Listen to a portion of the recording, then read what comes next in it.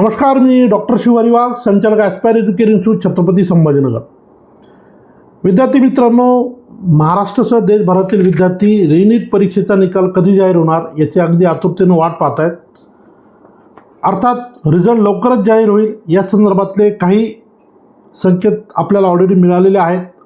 त्यामध्ये पहिला संकेत जी की OMR शीट आपल्याला उपलब्ध झाली. आज OMRच्या आन्सर कीला चॅलेंज रिस्पॉन्सला चॅलेंज करण्यासंदर्भात 11पर्यंत वेळ होता. ऑफिशियली आता फायनल आन्सर कीची आपण सगळे वाट पाहतोय. परंतु OMR उपलब्ध झाल्यानंतर प्रोव्हिजनल आन्सर कीनुसार अनेक विद्यार्थ्यांनी त्यांचा स्कोर काढलेला असेल. आणि अर्थात आता सगळ्यांच्या मनामध्ये एकच प्रश्न आहे की आलेल्या मार्कांवर आपल्याला महाराष्ट्रामध्ये MBBSला ॲडमिशन मिळेल का. ऑब्वियसली ज्या मुलांनी नीट परीक्षेला जेव्हा सुरुवात केली तयारीला, तर प्रत्येकाचं स्वप्न असतं MBBSला ॲडमिशन मिळालं पाहिजे. परंतु MBBSला ॲडमिशन मिळत असताना विद्यार्थी संख्या प्रचंड त्या ठिकाणी अपिअर असते आणि त्यामुळं कॉम्पिटिशनसुद्धा तेवढ्या हायर लेवलला असते. त्यामुळे सगळ्यांचं तर MBBSचं स्वप्न पूर्ण होणार नाही. परंतु दरवर्षी काही नवीन कॉलेजेस ॲड होतात, नवीन इनटेक वाढते किंवा पूर्वीच्या कॉलेजची विद्यार्थी संख्येची जी काय कॅपॅसिटी आहे ती वाढते. त्यामुळे अनेक विद्यार्थी जे आज बाउंड्रीवर आहे, कदाचित त्यांचं MBBSचं स्वप्न शेवटी का होईना महाराष्ट्रामध्ये पूर्ण होऊ शकेल अशी परिस्थिती बऱ्याचदा तयार होते. तर हा एक व्हिडिओ मी त्याच संदर्भाने तुमच्यासाठी शेअर करतो आहे. अर्थात ही गुड न्यूज म्हणूया आपण, आनंदाची बातमी तुम्हाला मी या ठिकाणी शेअर करतो आहे. ती म्हणजे महाराष्ट्रामध्ये यावर्षी नव्यानं किती कॉलेजेस सुरू होत आहेत, साधारण किती इनटेक कॅपॅसिटी त्या ठिकाणी असणार आहे, हे लोकेटेड कुठे असेल, यांचं लोकेशन कुठे असणार, आणि याशिवाय डीम्ड युनिव्हर्सिटीमध्ये पण काही कॉलेजेस वाढलेत का, सीट्स वाढलेत का, ही सगळी माहिती तुम्हाला मी या व्हिडिओच्या माध्यमातून शेअर करणार आहे. त्यामुळे आपण हा व्हिडिओ शेवटपर्यंत पहा आणि गरजू मुलांना नक्की शेअर करा. सगळ्यात पहिले जर इम्पॉर्टंट आपण बघितलं तर साधारण नव्यानं महाराष्ट्रामध्ये 2 सेमी गव्हर्नमेंटचे कॉलेजेस सुरू होताना आपल्याला पाहायला मिळते. बाकी जे इतर कॉलेजेस आहेत, एक्झिस्टिंग कॉलेजेस आहेत आणि त्यांची काही इनटेक त्या ठिकाणी वाढलेली आपल्याला पाहायला मिळतात. तर सर्वप्रथम जे आपल्या अतिशय कामाचे आहेत, सर्वसामान्य विद्यार्थ्यांना मेरिटवर ॲडमिशन मिळाल्यानंतर शासकीय सवलतीचा लाभ मिळतो, कॅटेगरी बेनिफिट मिळतं, फीची सवलत मिळते. हे जे काही कॉलेजेस आहेत त्या संदर्भानं आपण पहिले प्रथम बोलूया. नंतर पुढचे जे काही कॉलेजेस असतील ते डीम्ड युनिव्हर्सिटीच्या संदर्भानं आहेत, ते आपण थोडंसं शेवटी घेऊया. तर सगळ्यात पहिले आपण हे बघूया, महाराष्ट्रामध्ये कुठलं नवीन गव्हर्नमेंट कॉलेज आलं आहे का, तर याचं उत्तर आहे नाही. कोणतंही नवीन गव्हर्नमेंट कॉलेज आलेलं नाही. परंतु गव्हर्नमेंट मेडिकल कॉलेज नाशिक हे जे कॉलेज रिसेंटली सुरू झालेलं होतं, या ठिकाणी सर्वप्रथम 50ची इनटेक होती. आता मात्र त्या ठिकाणी परत नव्यानं 50 सीट्स वाढलेल्या आहेत. म्हणजे थोडक्यात 100 सीट झाल्या. परंतु या वर्षीच्या राऊंडमध्ये आता नव्यानं 50 सीट्स आपल्याला उपलब्ध होताना त्या ठिकाणी पाहायला मिळतील. तर ह्या सर्वसामान्य मुलांच्या दृष्टीनं अतिशय महत्त्वाच्या जागा असतात, कारण फीस अगदी मर्यादित असते. सर्वसामान्य पालकांना ती परवडते आणि प्रत्येकाची इच्छा असतं माझं GMCला ॲडमिशन व्हावं. तर या सीट्स वाढल्यामुळं काही अंशी त्या ठिकाणी मुलांना ते फायदा होताना आपल्याला पाहायला मिळेल. हे गव्हर्नमेंट कॉलेज वगळता इतर जे 2 कॉलेजेस महाराष्ट्रामध्ये आता येऊ घातलेले आहेत, त्यामध्ये प्रामुख्यानं एक महत्त्वाचं कॉलेज जे छत्रपती संभाजीनगरला सुरू होते, BSP medical college Nipani, Chhatrapati Sambhajinagar. थोडक्यात हे बाळासाहेब पवार यांचं मला वाटतं कॉलेज असणार, कारण BSP म्हणजे त्यांचंच ते नाव आहे असं म्हणूया आपण.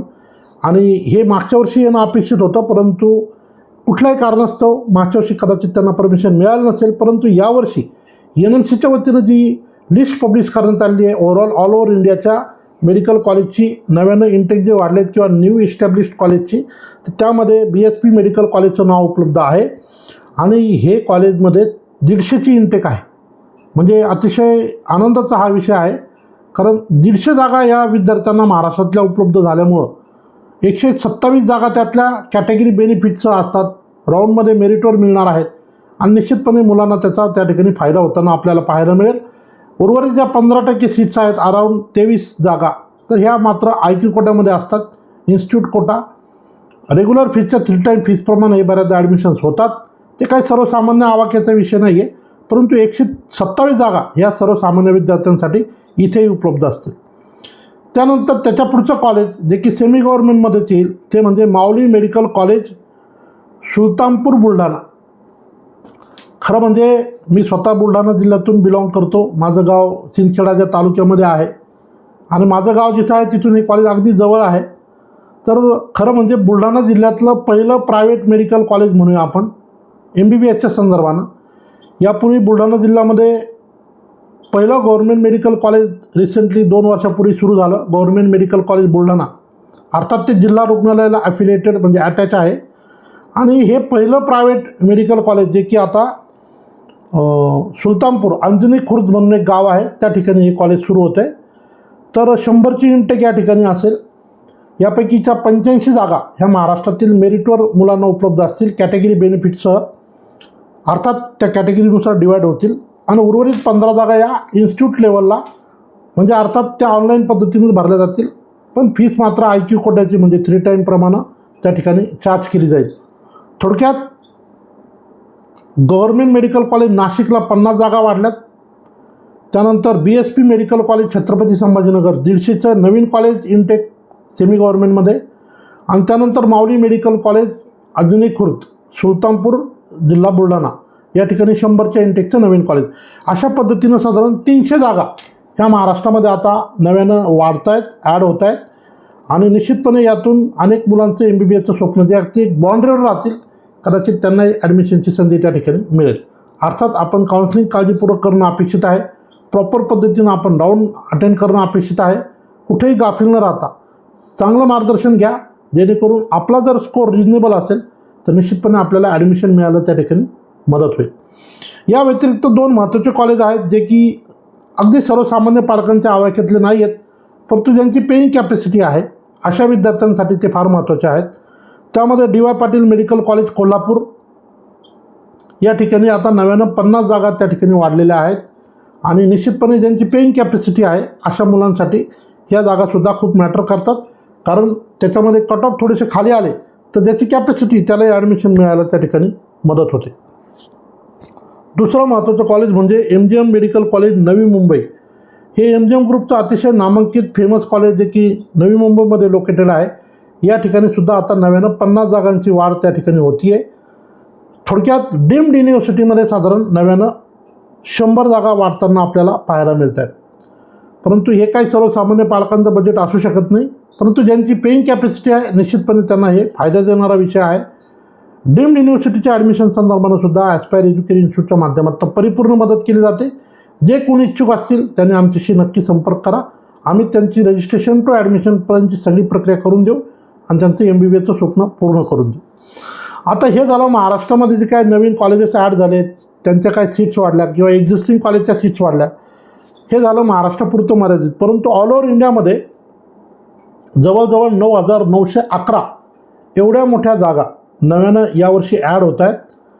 अर्थात पेपर डिफिकल्ट होता त्यामुळं कट ऑफ किती वाढेल काय वाढेल मध्यंतरी बऱ्याचशा बातम्या आल्या की मुलांना खूप मार्क्स आहेत.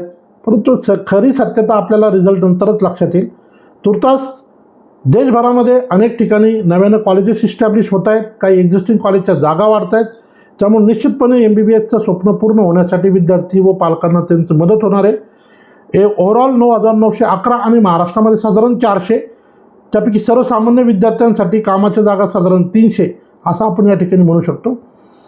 ही एक महत्त्वाचा विषय जो तुम्हाला मला शेअर करणं फार आवश्यक वाटला. अगदी ऑथेंटिक ऑफिशियल डेटा जो होता त्यानुसार आपण हे सगळ्या गोष्टी तुम्हाला शेअर केलेल्या आहेत. आपण हा व्हिडिओ इतर गरजू मुलांना नक्की शेअर करा. या ठिकाणी थांबतो. धन्यवाद. थँक्यू.